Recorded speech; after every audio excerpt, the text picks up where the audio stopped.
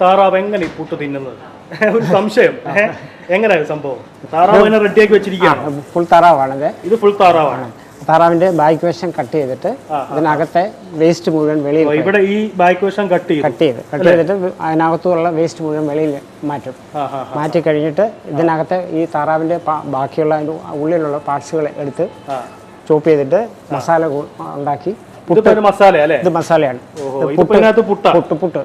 താറാവിന്റെ പാർട്സും എല്ലാം കൂടെ അത് റെഡിയാക്കി വെച്ചിരിക്കുകയാണ്. ഇതിനകത്തേക്ക് സ്റ്റഫ് ചെയ്തിട്ട് തയ്ക്കുകയാണ്.